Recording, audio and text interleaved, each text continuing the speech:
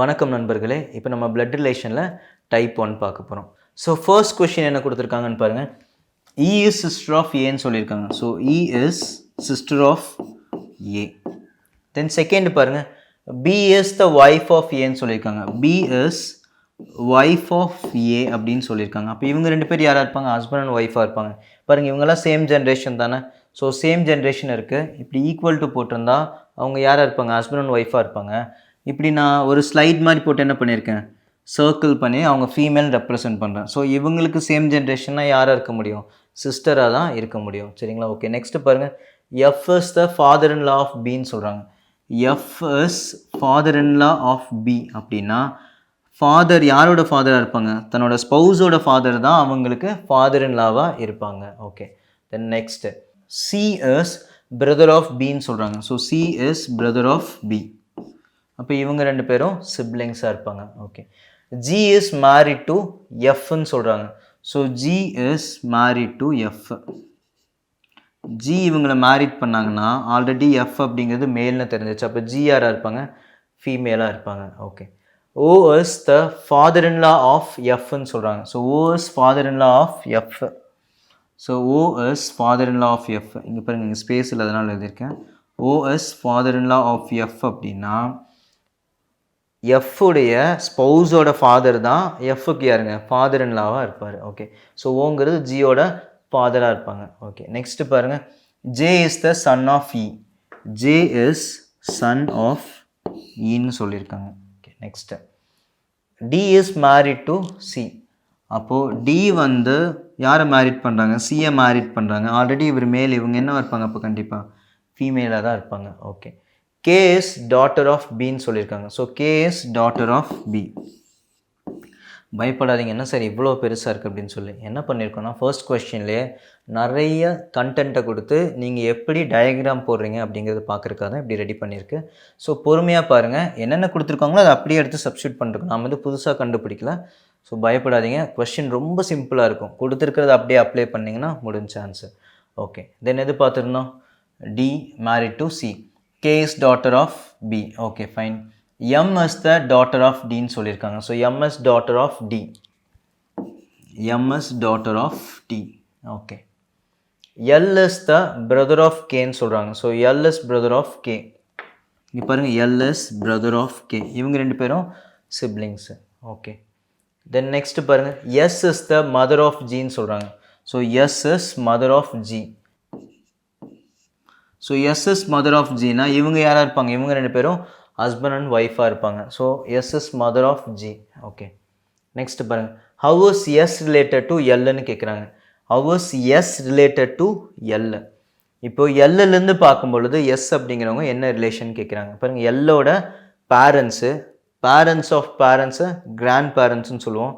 தென் அவங்களோட பேரண்ட்ஸ் என்ன சொல்லுவோம்? கிரேட் கிராண்ட் பேரண்ட்டுன்னு சொல்லுவோம். ஓகே, கிரேட் கிராண்ட் பேரண்ட்டில் ஃபீமேலாக இருந்துச்சுன்னா கிரேட் கிராண்ட் மதராக இருப்பாங்க, மேலாக இருந்துச்சுன்னா கிரேட் கிராண்ட் ஃபாதராக இருப்பாங்க. இப்போ எல்லுலேருந்து பார்க்கும்போது parents of parents, grand parents, grand பேரண்ட்ஸோட பேரண்ட்ஸு கிரேட் கிராண்ட். எஸ் அப்படிங்கிறவங்க female. So great grand mother, option C. Second question பாருங்கள். A is the father of சின்னு சொல்கிறாங்க. So A is father of C. A is father of C. Then next D is son of பின்னு சொல்கிறாங்க. So எங்கே connect பண்ணுறதுன்னு தெரில, ஏன்னா டியும் இல்லை பியும் இல்லை. ஸோ அப்படியே வச்சுக்கிறேன். D is the son of B. Okay, E is brother of ஏன்னு சொல்கிறாங்க. So E is brother of A. E is brother of ஏன்னு கொடுத்துருக்காங்க. ஸோ அப்படியே வச்சுக்கிறோம். Then next C is the sister of D. C is sister of டின்னு கொடுத்துருக்காங்க. அப்போ பாருங்கள், C is sister of D. இப்போ கனெக்ட் பண்ணிக்கலாங்களா? சி டி கிடச்சிருச்சு இல்லையா? So D is son of B. Connect பண்ணிக்கிறேன் பாருங்கள். D is son of B. இப்போ பாருங்கள், ஏ இஸ் ஃபாதர் ஆஃப் சின்னு கொடுத்துருந்தாங்க. தென் இப்போது இவங்க ரெண்டு பேரும் எப்படி இருக்காங்க? சிப்ளிங்ஸாக இருக்காங்க. சரிங்களா? அப்போ இவங்க யாராக இருப்பாங்க? ஃபீமேலாக இருப்பாங்க. இவங்க ரெண்டு பேரும் ஹஸ்பண்ட் அண்ட் ஒய்ஃபாக இருப்பாங்க. ஸோ இவங்க பேரண்ட்ஸு, இவங்க சில்ட்ரன். ஓகே, தென் நெக்ஸ்ட்டு பாருங்கள். கே இஸ் சன் ஆஃப் சின்னு சொல்கிறாங்க. So K is son of C.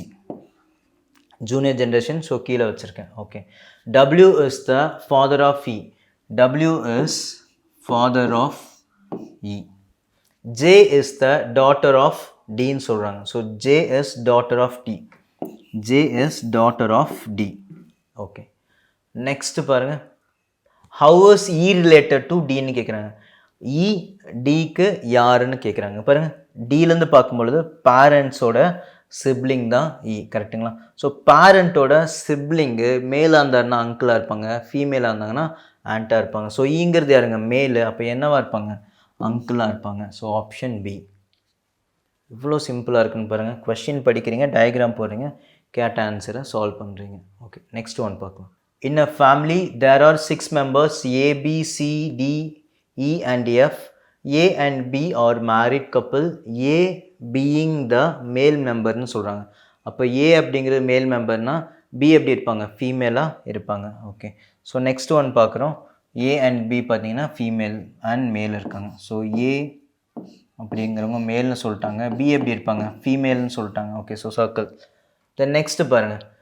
A being the male member, D is the only son of C ன்னு சொல்கிறாங்க. So D is the only son of C ன்னு கொடுத்துருக்காங்க. Okay, எங்கே connect பண்ணுறது நமக்கு தெரியாது, ஸோ அப்படியே இருக்கட்டும். Okay, then next who is the brother of A? அப்போது C is the brother of A ன்னு சொல்லியிருக்காங்க. So C is brother of A.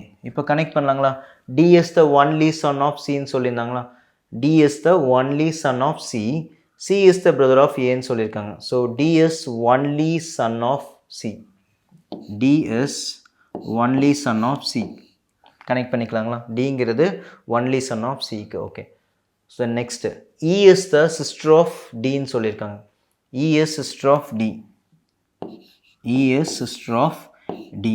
ஏன்னா Cக்கு ஒரே ஒரு பையன் மட்டும்தான் சொன்னாங்க, இங்கேயா இருக்காங்க டாட்டர் தான் இருக்காங்க. Okay, next B is the daughter-in-law of F ன்னு சொல்கிறாங்க. B is daughter-in-law of F.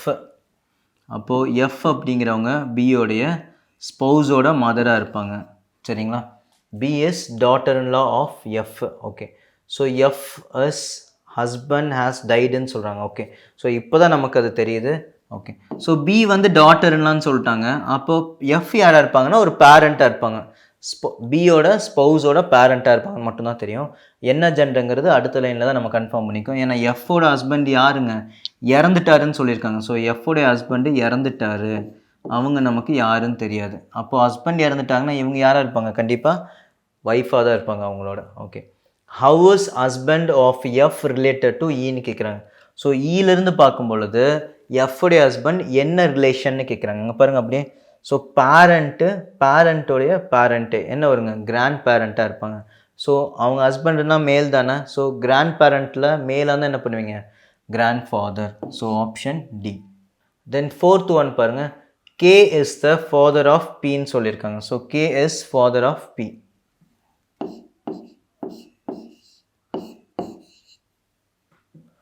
J is married to D ன்னு சொல்லியிருக்காங்க. So J is married to D.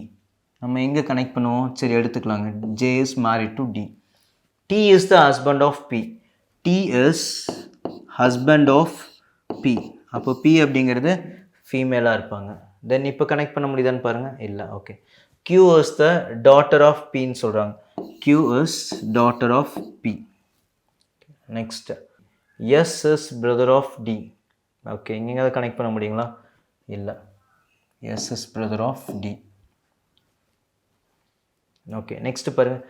P is the sister of S ன்னு சொல்கிறாங்க. So P is sister of S. P is sister of S. சரி, இப்போ connect பண்ணலாங்களா. S is brother of D. S is brother of D. அப்போ இவங்க எல்லாருமே யாருன்னு கேட்டிங்கன்னா சிப்ளிங்ஸாக இருப்பாங்க. தென் இங்கேயும் கனெக்ட் பண்ணலாம் பாருங்கள். J is married to Dன்னு சொல்லியிருக்காங்க. So J is married to D. But இவங்க ரெண்டு பேருமே என்ன ஜெண்டர்னு நமக்கு தெரியாது. Okay, then next P is sister of S. Okay, R is the brother of Mன்னு சொல்கிறாங்க. So R is brother of M. இங்கே R M connect பண்ண முடியுங்களா, இல்லை. Okay, so R is brother of M அப்படி வச்சுக்கிறோம். தென் M is the daughter of Dன்னு சொல்கிறாங்க. M is daughter of D. அப்போ இவங்க பேரண்ட்ஸ் தான் இது. இப்போ M கனெக்ட் பண்ணாங்களா. R is the brother of Mன்னு சொல்லியிருந்தாங்க. So R is brother of M. So இவங்க ரெண்டு பேரும் சிப்ளிங்ஸு. ஓகே, சரி இப்போ கொஸ்டின் என்ன கேட்குறாங்க பாருங்கள். How was B related to ஆர்னு சொல்கிறாங்க. So how was B related to R, பிங்கிற பர்சன் ஆர்லேருந்து பார்க்கும்பொழுது என்னென்னு பாருங்கள்.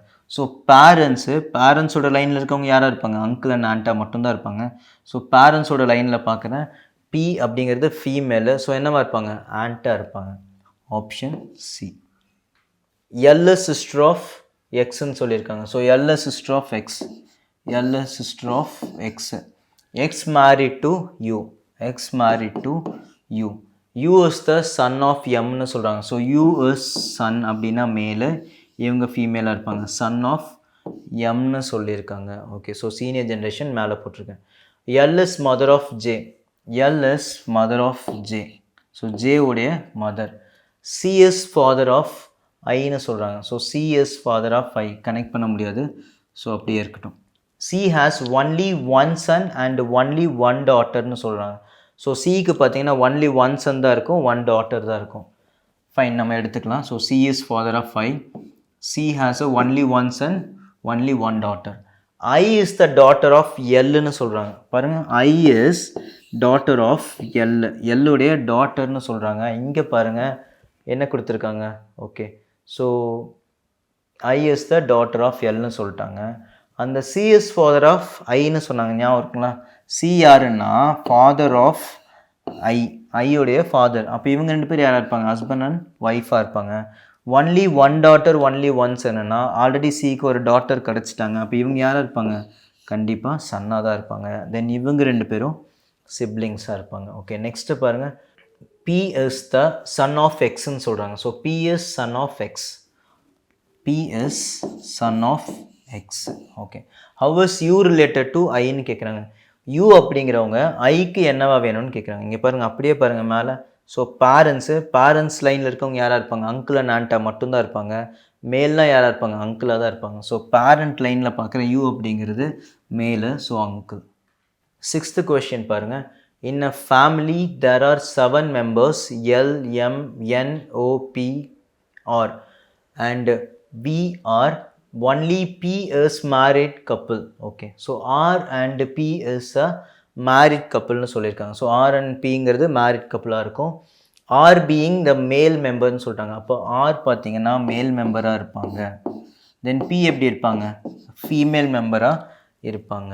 ஓகே, தென் நெக்ஸ்ட்டு பாருங்கள். L is the only son of V, V is the brother of Rன்னு சொல்கிறாங்க. So V is brother of R. அதுக்கு முன்னாடி என்ன கொடுத்துருந்தாங்க, L is the only son of Vன்னு சொல்லியிருந்தாங்க. So L is the only son of V, அப்படியே connect பண்ணிக்கிட்டே போகிறோம் பாருங்கள், புரியுது இல்லைங்களா? So L is the only son of V, S correct. Who அப்படிங்கிறது வியை தான் ரெப்ரசன்ட் பண்ணுறாங்க. So V is the brother of Rன்னு சொல்லியிருக்காங்க. So V is brother of R. M is the sister of Lன்னு சொல்கிறாங்க.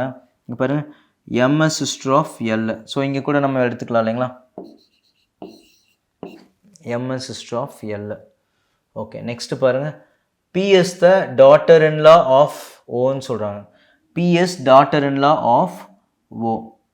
அப்போது P அப்படிங்கிறவங்க daughter-in-law of O அப்படின்னா O இங்கே இருப்பாங்க. ஏன்னா ஸ்பௌஸ், Pயோட ஸ்பௌஸோட பேரண்ட்டாக தான் இருப்பாங்க கண்டிப்பாக. இப்போ பாருங்கள், ஓலேருந்து பார்க்கும் பொழுது P is a daughter-in-law of O. அவங்க பேரண்ட்டுக்கு பார்க்கும்பொழுது தன்னோட பையனுடைய ஸ்பௌஸ் அவங்களுக்கு daughter-in-law. Okay, then next who is husband is என்னன்னு சொல்கிறாங்க. அப்போ ஓட ஹஸ்பண்ட் என் அப்படின்னா இவங்க யார், ஃபீமேலாக இருப்பாங்க. இவங்க husband N. Okay, how many female member are there in the family. அப்போ அந்த ஃபேமிலியில் எவ்வளோ ஃபீமேல் மெம்பர்ஸ் இருக்காங்கன்னு கேட்குறாங்க. எவ்வளோ இருக்காங்கன்னு பாருங்கள். கன்ஃபார்மாக நமக்கு தெரிஞ்சது 1, 2, 3. மற்றவங்க எல்லாம் எப்படி இருக்காங்க, மேலே தான் இருக்காங்க. அப்போ எவ்வளோ ஃபீமேல் மெம்பர்ஸ் இருக்காங்க அப்படின்னா 3 இருக்காங்க. ஸோ 3 இருக்கா, எஸ் ஆப்ஷன் ஏ. நன்றி நண்பர்களே.